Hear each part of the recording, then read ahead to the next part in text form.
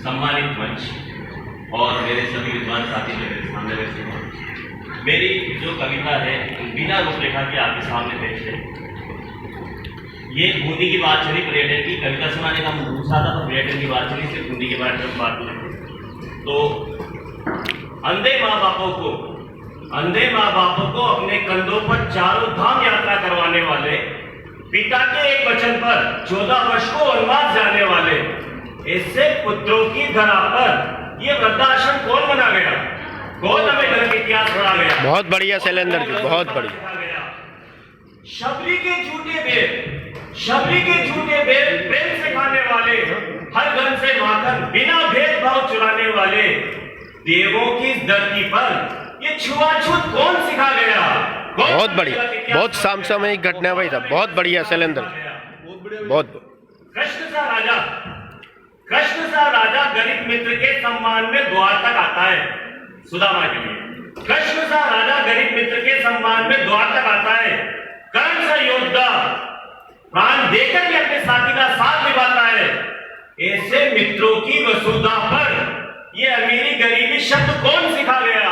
कौन हमें गलत इतिहास पढ़ा गया? कौन हमें गलत संस्कार सिखा गया? शरण में आए प्राणी के लिए अपने शरीर का मांस देने वाले सिख गुरु, शरण में आए प्राणी के लिए अपने शरीर का मांस देने वाले, देश के लिए अपने पुत्रों को भी बलिदान करने वाले ऐसे संतों की मिट्टी में ये दगा करना कौन सिखा गया?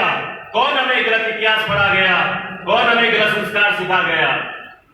जहां लोगों का मुसलसल है ईमान, जहां लोगों का मुसलसल है ईमान, आपस में भाईचारा हमारी है शान, ऐसे पीरों की हलाल जमीन पर ये हरामीपन कौन सिखा गया? कौन हमें गलत इतिहास पढ़ा गया? कौन हमें गलत संस्कार सिखा गया?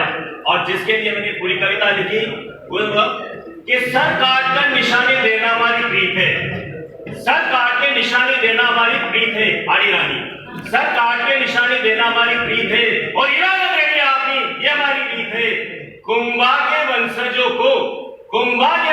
को ये कौन नपुंसक बना गया? कौन एक गलत इतिहास बना गया? कौन गलत संस्कार सिखा गया? बिल्कुल स्वागत है। भूगोल की बात चली, मेरा मन तो वो था, शहीदों की बात चली थी।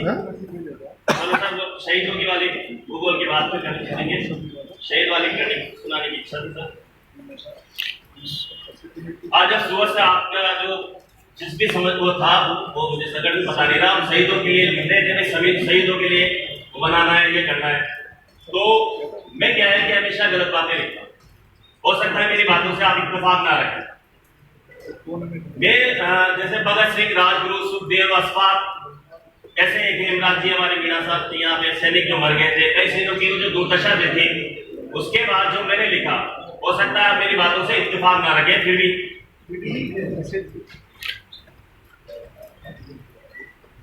एक सही कह रहा है, लहू क्यों हमने अपना बहाया, लहू क्यों हमने अपना बहाया, क्यों इस देश को आजाद करवाया? लहू क्यों हमने अपना बहाया, क्यों इस देश को आजाद करवाया?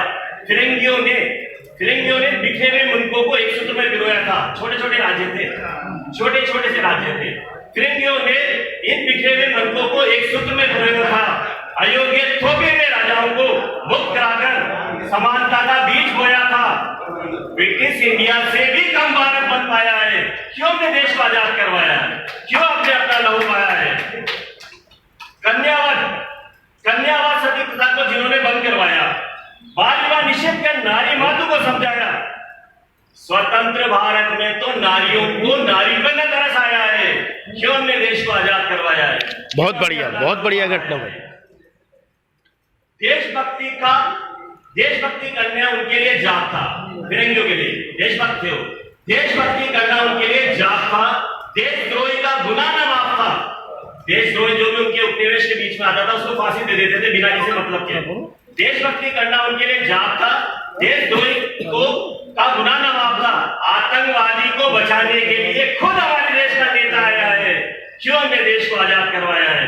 क्यों हमने अपना लहू बहाया है? नियम उपनियम का अस्तित्व था।